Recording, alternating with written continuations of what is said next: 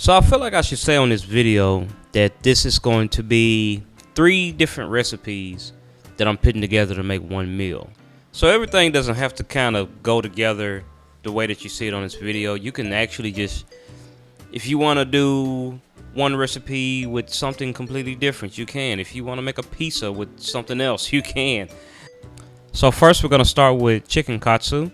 And then we're going to go with sauteed zucchini. And then the last thing we're going to make is fried rice. And this fried rice is a little bit different from the fried rice I made posted on my YouTube channel. Or on this YouTube channel. It's actually the sushi rice that's got a couple of different ingredients in it. Actually just one. And what they do with it is once they're done making sushi and they have rice left over, they actually put it back for fried rice for the next day. But first thing first, we're going to start out with our chicken katsu. You're going to need 3 different bowls. And you're also going to need a rack to sit it on. We actually want this to set.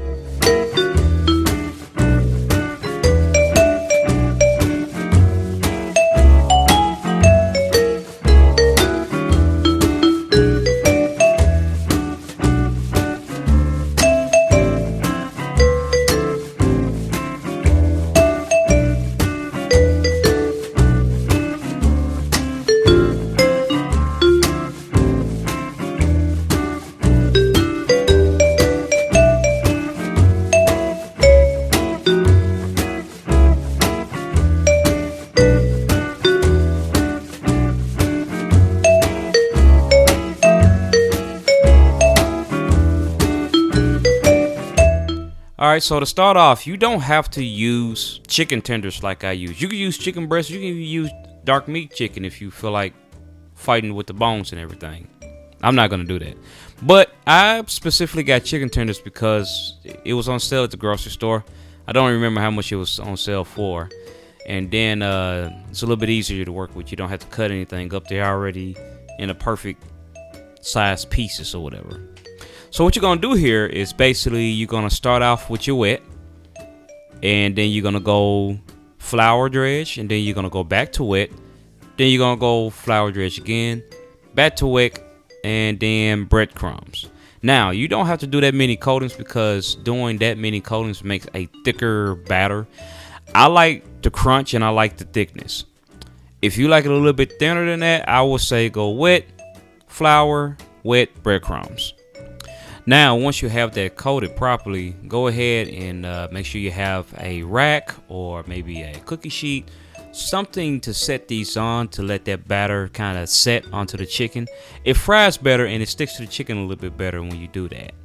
If you try to bread this up or get breadcrumbs on it and everything, and you decide to go immediately to the fryer, everything that you just put on that chicken tender is going to go flying off because it hasn't had time to set. The meat is not gripping anything at that point. So next up, we're going to start with our zucchini. Take the zucchini and cut both ends off.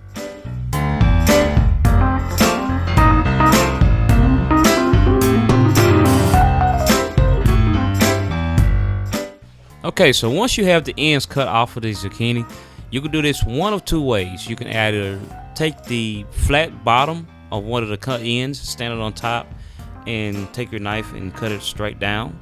Or you can lay it flat and cut it that way. I'll let you decide which way is less dangerous. But all we're doing here is cutting the zucchini into quarters or little triangles, however you see it.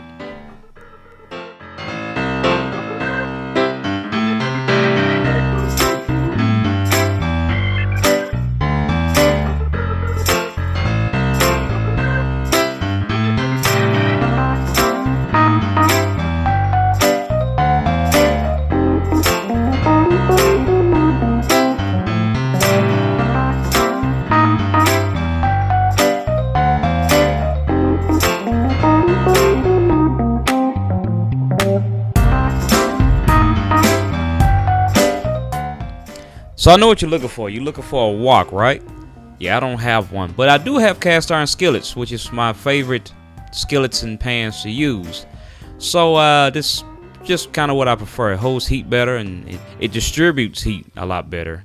The wok does the same thing, but you have to find a really good cast iron wok in order to pull that off. But anyway, gonna start off with my zucchini. You're gonna go with medium high heat. I would say do high heat, but the cast iron, like I said, it kind of generates heat with the heat, and it will get the pan hotter than what you actually need it to be. So I will go with medium high heat starting out.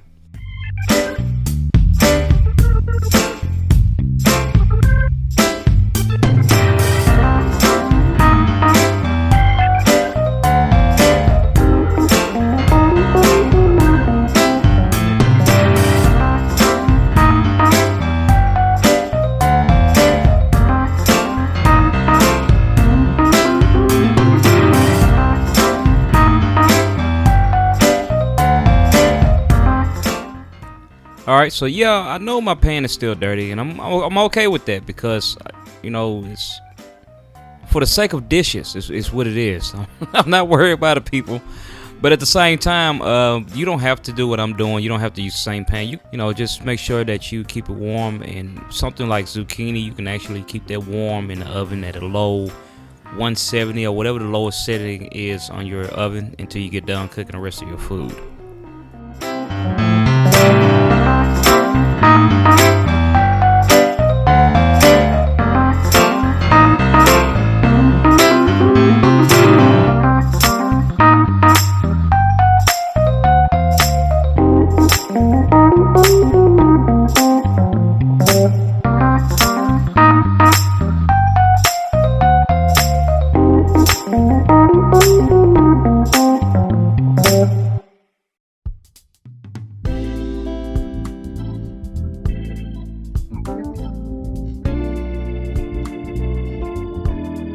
Okay, so here's the thing about sushi rice. You don't necessarily have to use sushi rice. I mean, most of the rice that we get here, it's not actually sushi rice anyway. It's medium grain or a hybrid medium grain small rice. It's just a rice that produces a lot of starch, and that's where the stickiness comes from. It's the starch from the rice.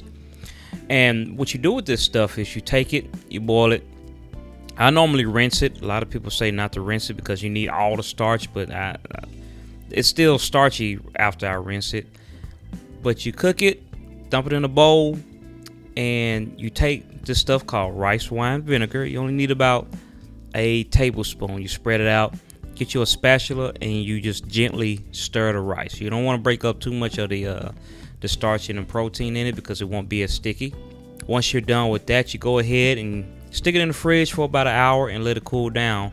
And that kind of mimics the rice has been sitting up overnight type texture. Rice gives a different texture once you put it back in the refrigerator.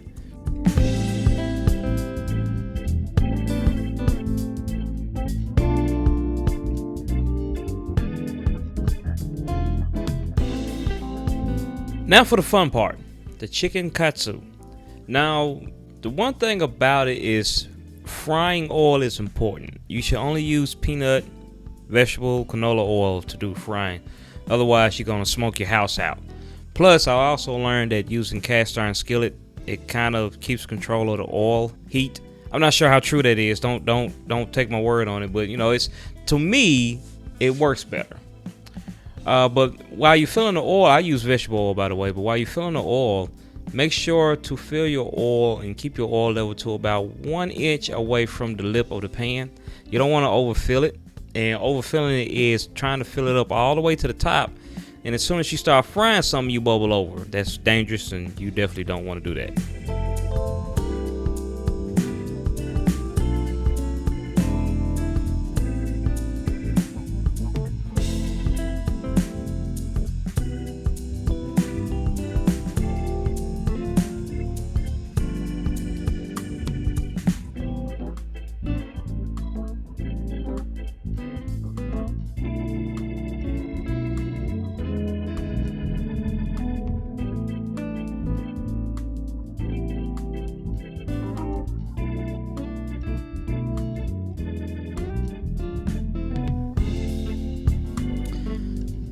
So one last thing I want to say about this dish is that I actually made a sauce to go on to the chicken katsu because in Japanese culture they don't really season fried chicken like that. That's what chicken katsu is. It's just fried chicken. They don't really season it like that. They're more of a sauce based society.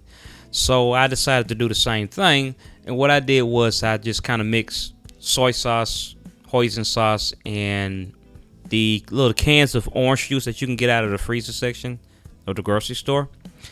I don't have the exact ratio. I just mixed it up until it tasted right to me, and that's the sauce that you see me dipping the chicken into. It was really good.